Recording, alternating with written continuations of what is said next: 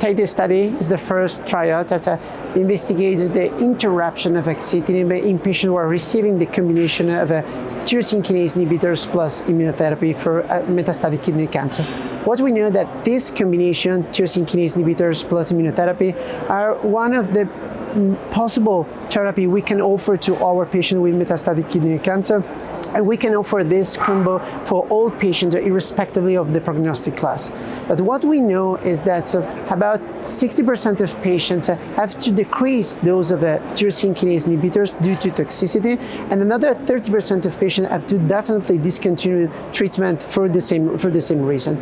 Moreover, we know that some patients in two other studies tested the intermittent tyrosine kinase inhibitors compared to the continuous one, and this report no difference in overall survival. It was a good background for this TIDE study in which we tested the intermittent Axitinib, specifically patients with ECOG 0 or 1, no liver mets, no primary tumor, no bulky symptomatic disease, have been treated with a combination of Axitinib plus Avelumab for 36 weeks, and those with complete or partial response interrupt Axitinib and continue with Avelumab until progressive disease. In case of tumor progression, these patients restart the treatment with Axitinib for 24 weeks and again discontinue this treatment in case of a new tumor response. And other patients continue with a combo until definitely progressive disease. The primary endpoint of this study was the rate of patients without tumor progression after 8 weeks from the Axitinib interruption.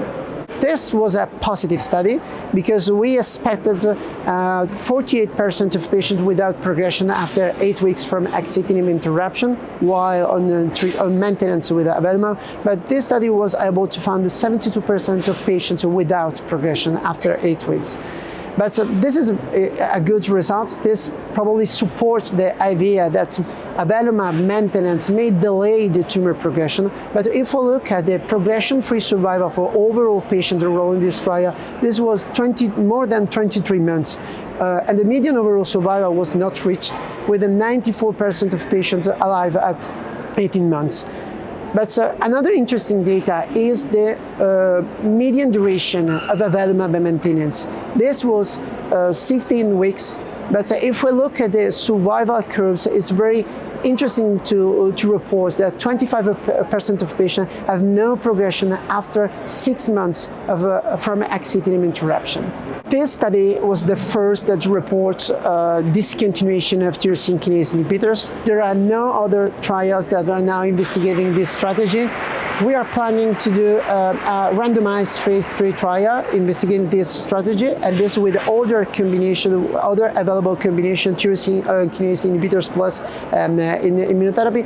And I think this is a very good strategy for selected group of patients that are those initially reported no bulky disease, no liver mets, and then this patient may have a benefit for interruption of Axitinib, reduction of toxicity related to this drug, and finally probably may have a good quality of life.